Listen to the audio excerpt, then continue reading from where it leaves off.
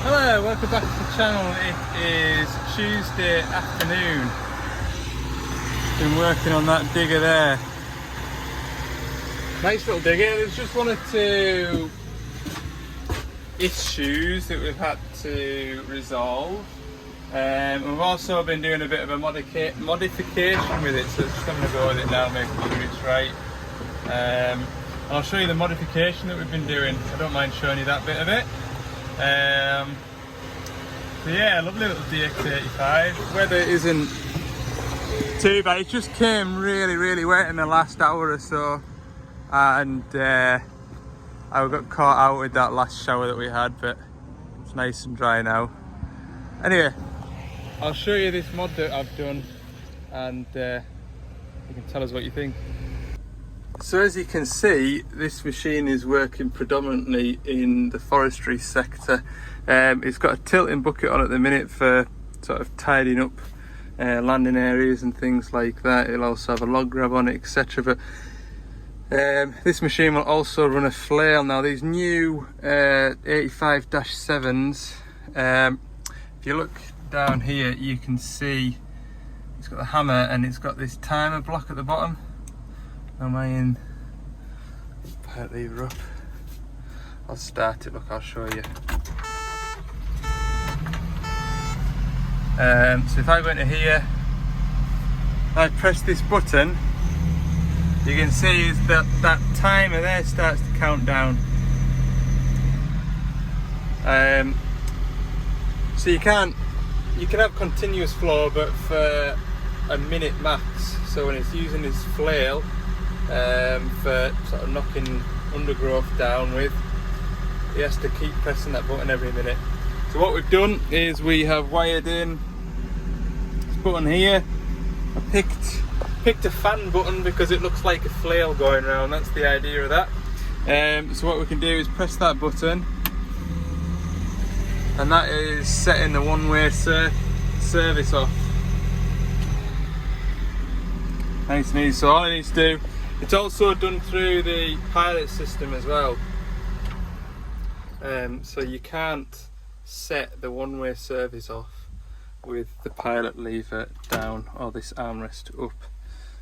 So you can only use that when the pilot lever's up, just to try and keep an element of safety. You don't want to be greasing the flail, somebody jumps on the machine and starts it and presses that button by mistake. So yeah, that is what we've done. It's all done through a relay through the back. We've just powered up the solenoid, and it's actually a really simple little mod, but it just, you know, I've never done it before, so we've just sort of taken our time going about it. But yeah, it's a really nice job. Right, it's 3 minutes past 3 and it was an hour and 49 minutes to get here, so that's the day put in really. So yeah, we'll see you in the morning. What day is it today? Wednesday. It's Wednesday today. Just another one of those jobs I thought I might as well come and have a look at. There's not an awful lot going on. So this machine has a reported fault that whilst using the tilting bucket, the tilting bucket stops working, and fault comes on the dash. I'll just grab my keys. Fault comes on the dash, flow control lever, no flow control. Anyway, there's an error code. There's two, and it's done it a couple of times. So I'm going to investigate. Another one of those faults. I have worked it for about 20 minutes and it didn't bat an eyelid with me. Marvellous. There we go, VP007, VP008. Current above normal for two-way close and two-way open. That's done it twice though, and that's done it once. So I'll look at the connection to the PV, stands for proportional valve, which is your two-way proportional valve. So the message that your joystick sends out via the vehicle controller out to the proportional valve, which then turns that electrical signal into a pilot signal, which then moves the spool, which then Guilty bucket. Simples. Pretty sure. I think the proportional valve is right under my feet. Somewhere around here. From memory, from the training course, so I'll have a look for it. Go hunting for it. So I have taken this floor plate off, and sure enough the EPPR valve is there. You can just see the two plugs there and there, open and close. I decided to treat myself and take this cover off. And there we are, we're right in front of it. So you get an electrical current into here, you've got a pilot and a tank line. You've got an A and a B line which moves the spool left and right. So when I took this cover off, straight away I can see that wiring for that plug there is on a bit of a jaunty angle, and that just so happens to be the open one to, you know, it's a grab, it's opening it, which is the error code that's occurred the most times. There's one that occurred 6 times, close that occurred twice. So yeah, we'll just check out that wiring in that plug, see if we need to make any repairs. We'll certainly try and rejig the wiring so it doesn't look as in distress as that is. Some cable tie cutters. That is proper jammed up in there, like.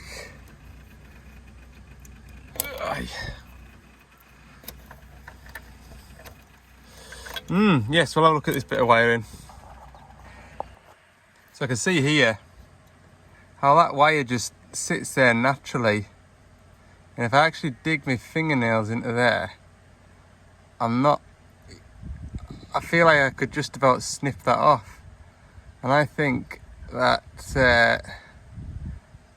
if the copper hasn't, you know, if the copper strands in there haven't broke completely, I can feel it stretching. If it hasn't, the copper hasn't broken completely, there'll just be a couple of strands left, if anything. And it'll just be making contact and no more. It wants to snap in the same place, look.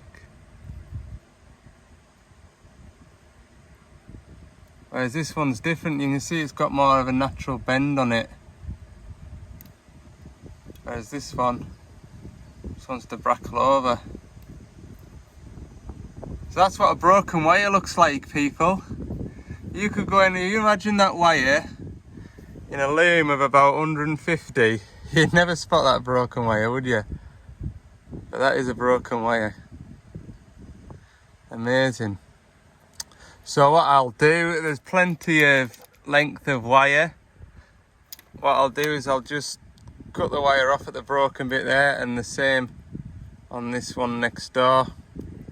Re-end the plug, put some new fittings on and reattach it.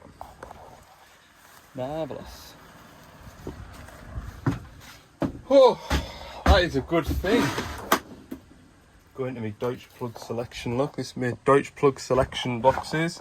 I've actually got some more here, and I try and keep the pins and then the shells separate, because what happens when the shells and the pins are all in the same bag, what happens is, obviously a job like this I'm going to use pins rather than the shells. I end up running out of pins, and then I go and do a repair like this and I've got no pins left. See, there's not many left, which is why I've got a new bag full. But when I get a bag full, I get the shells as well, so I end up with more shells than pins. And then get me special crimping pliers for that.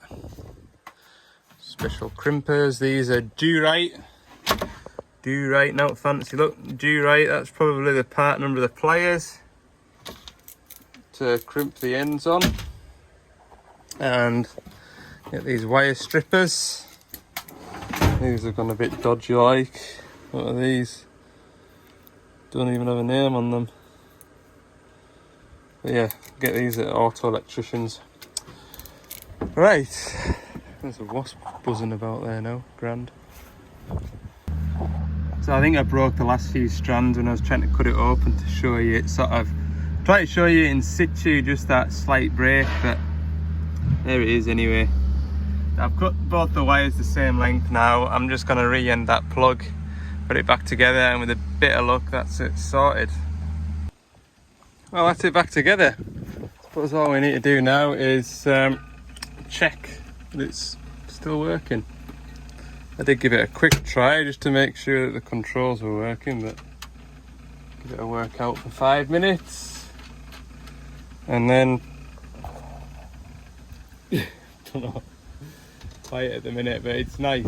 Like everybody says, make the most of it, because it does tend to quieten off this time of year. I have had a phone call just 15-20 minutes ago there, and I have got another job to go to, but it's not today, it'll be tomorrow. I have still got that DX210 to service. I've got that 550 to go back to and put the exhaust brake on and do that transmission filter. So it's not like there isn't stuff to do, it's just I'm getting some of these, you know, to get to here it's like an hour and 48 minutes, so I might as well come up here and get a job like this done. It's sort of out the way of any other of my work.